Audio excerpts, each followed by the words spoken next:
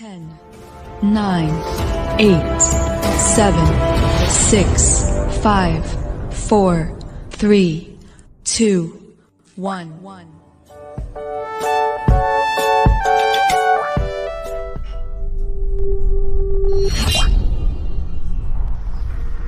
Assalamualaikum warahmatullahi wabarakatuh. Selamat datang kembali pada channel YouTube Firmansyah Sanusi pada pembelajaran sejarah peminatan di kelas 10 IPS.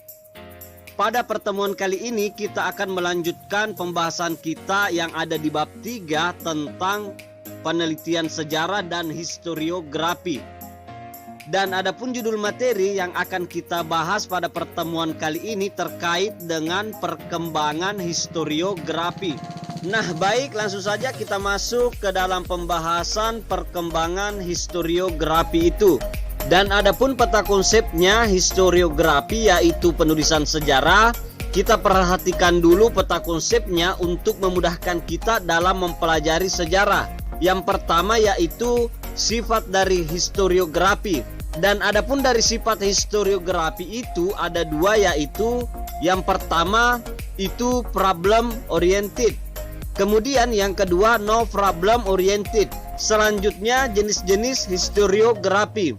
Adapun daripada jenis-jenisnya yaitu yang pertama historiografi tradisional, yang kedua historiografi kolonial, dan kemudian yang ketiga atau yang terakhir historiografi modern atau nasional. Nah, baik, kita akan membahas sifat-sifat historiografi. Yang pertama, problem oriented atau yang berorientasi pada sebuah masalah, yaitu karya sejarah yang ditulis bersifat ilmiah dan berorientasi kepada pemecahan masalah atau problem solving, yang proses penulisannya menggunakan metode penelitian. Jadi seorang sejarawan itu menulis sebuah sejarah untuk mencari tahu dan untuk memecahkan sebuah masalah dari apa yang ditelitinya.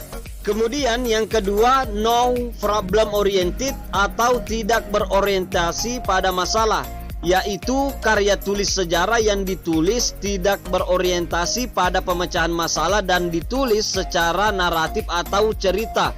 Jadi hanya cenderung mendeskripsikan dari suatu peristiwa sejarah. Dan itulah sifat-sifat yang dimiliki historiografi atau dalam penulisan sejarah. Nah, untuk memudahkan kita untuk memahami historiografi atau penulisan sejarah, silahkan perhatikan gambar berikut. Ada satu gambar jenis rumah yang saya tampilkan, tapi ketika dilihat dari berbagai sudut pandang yang berbeda, yakni ada dari depan, dari belakang, dari sebelah kiri, dan sebelah kanan. Dan walaupun itu hanya satu gambar jenis rumah, tapi ketika kita lihat dari berbagai sudut pandang, ternyata hasilnya berbeda. Sama halnya ketika seorang sejarawan melihat sebuah peristiwa sejarah, maka bisa menghasilkan beberapa penulisan sejarah yang berbeda, yakni antara sejarawan dengan sejarawan yang lain bisa saja terjadi beda pandangan dalam menulis satu peristiwa yang sama, walaupun menggunakan sumber-sumber sejarah yang sama dan akurat. Namun dari sudut pandang yang berbeda, maka akan menghasilkan dan muncul beberapa versi untuk satu peristiwa sejarah. Oleh karena itu, menimbulkan istilahnya subjektivitas sejarawan. Sebenarnya, subjektivitas dalam penulisan sejarah itu harus dihindari, karena sejarah itu sifatnya objektif, yaitu apa adanya. Dan untuk mengurangi subjektivitas sejarawan dan menghasilkan penulisan sejarah yang lebih objektif, maka perlu meningkatkan mencari sumber-sumber sejarah, fakta-fakta sejarah yang lebih akurat. Baik, pembahasan kita yang selanjutnya tentang jenis-jenis historiografi. Yang pertama yang akan kita bahas tentang historiografi tradisional. Historiografi tradisional yaitu penulisan sejarah yang dimulai dari zaman Hindu-Buddha sampai masuk dan berkembangnya Islam di Indonesia. Historiografi tradisional biasanya ditulis dalam bentuk prasasti dan naskah kuno atau hikayat dan babat. Tulisannya bersifat irasional dan bercampur dengan unsur mitos. Berarti isinya kebanyakan bersifat irasional Maksudnya adalah tidak masuk akal, tidak masuk ke logika kita karena banyak unsur mitos.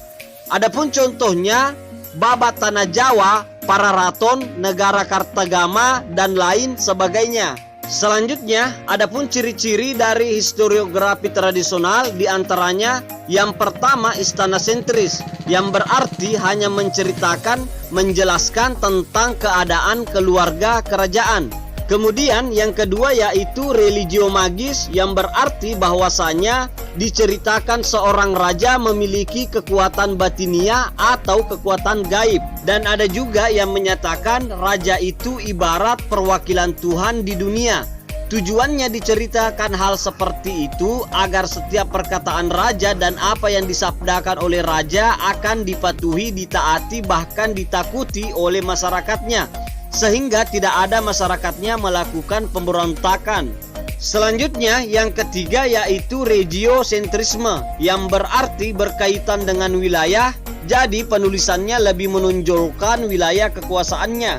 Contohnya kerajaan Sriwijaya hampir menguasai seluruh wilayah Asia Tenggara pada waktu itu.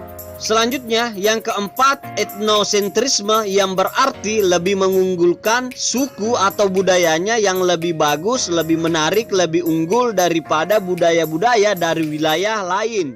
Selanjutnya yang kelima atau yang terakhir fisikopolitis sentrisme, yang berarti sebagai alat bagi raja untuk mengukuhkan kekuasaannya. Jadi setiap perilaku tindakan itu ditulis oleh seorang pujangga keraton untuk mendewakan, membanggakan seorang raja, yang bertujuan untuk mengukuhkan kekuasaan dari raja tersebut. Selain itu, historiografi tradisional banyak mengandung anakronisme di dalam penyusunannya. Yang dimaksud dengan anakronisme adalah adanya ketidaksesuaian kronologis dalam satu karya, khususnya penempatan seseorang, peristiwa, benda, atau adat istiadat yang tidak sesuai dengan latar waktunya. Jadi, di dalam historiografi tradisional, pada umumnya penulisannya tidak disusun secara ilmiah dan banyak data yang bercampur baur antara unsur mitos dan realitas. Baik, pembahasan kita yang selanjutnya adalah historiografi kolonial.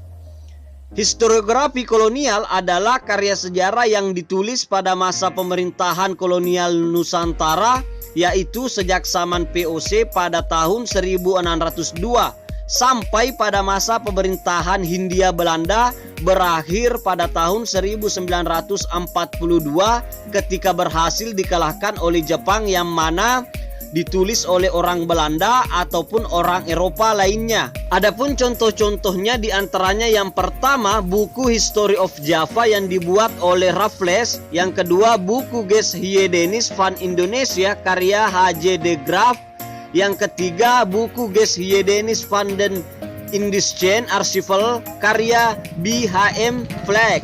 Dan kesemua buku-buku tersebut ditulis dan dikarang oleh orang-orang Belanda ataupun orang-orang Eropa, sehingga tentu saja menggunakan sudut pandang orang-orang Belanda ataupun orang-orang Eropa, bukan orang-orang Indonesia. Kemudian selanjutnya adapun ciri-ciri historiografi kolonial diantaranya yang pertama bersifat Belanda sentrisme atau Eropa sentrisme, yang berarti menggunakan sudut pandang orang-orang Belanda atau orang-orang Eropa, dan tentu saja sudut pandang ini berlawanan dengan orang-orang Indonesia. Selanjutnya yang kedua ditulis oleh orang-orang Belanda atau orang Eropa lainnya. Kemudian yang ketiga, penulisan sejarah sudah menggunakan tradisi studi sejarah kritis. Akan tetapi sumber sejarah yang digunakan yaitu sumber sejarah dari orang-orang Belanda itu sendiri, bukan orang-orang Indonesia. Jadi sumber sejarahnya milik Belanda. Kemudian yang terakhir atau yang keempat yaitu tujuannya untuk menguatkan kekuasaan pemerintah kolonial dan merendahkan masyarakat rakyat Indonesia. Dan itulah yang dimaksud dengan historiografi kolonial. Nah, baik, pembahasan kita yang selanjutnya atau yang terakhir tentang historiografi modern atau historiografi nasional. Historiografi modern atau nasional adalah penulisan sejarah yang ditulis setelah masa kemerdekaan Indonesia yang menggunakan studi sejarah kritis. Sebenarnya orang Indonesia sudah pernah menulis sejarah Indonesia sebelum masa kemerdekaan. Karya sejarah pertama Indonesia yaitu Kritis Beschouwing van de Sejarah Banten atau Tinjauan Kritis Sejarah Banten, sebuah karya dari Dr. Hussein Dajayaningrat antara tahun 1886 sampai 1960. Adapun contoh yang lainnya diantaranya yang pertama pemberontakan petani Banten pada tahun 1888 oleh Sartono Kartodirjo, yang kedua peristiwa 3 daerah revolusi dalam revolusi oleh Antonio E. Lucas, yang ketiga radikalisme petani, esai-esai sejarah oleh Kunto Wijoyo. Kemudian selanjutnya adapun ciri-ciri historiografi modern atau nasional, diantaranya yang pertama bersifat Indonesia sentris yang berarti berasal dari sudut pandang orang Indonesia. Selanjutnya yang kedua menggunakan pendekatan multidimensional yang berarti penulisan sejarah tersebut dilihat dari sudut pandang dari ilmu sejarah lainnya, dari segi sosiologi, dari segi antropologi, dari segi ekonomi, dari segi kebudayaan, dan dari segi politik dan lain sebagainya. Kemudian yang ketiga menggunakan metodologi penelitian sejarah yang berarti ada pemilihan topik, ada heuristik, ada kritik, ada interpretasi, dan ada historiografi sebagai tahap terakhirnya. Kemudian ciri yang terakhir atau yang keempat bersifat kritis histori yang berarti hasil penulisan sejarah dapat dipertanggungjawabkan karena menggunakan sumber-sumber dan data-data yang akurat. Nah baik, itulah pembahasan di bab 3 tentang penelitian sejarah dan historiografi, dan adapun judul materi terkait dengan perkembangan historiografi. Cukup sekian. Dan tetap semangat dan selalu mengikuti protokol kesehatan COVID-19 dan salam sejarah.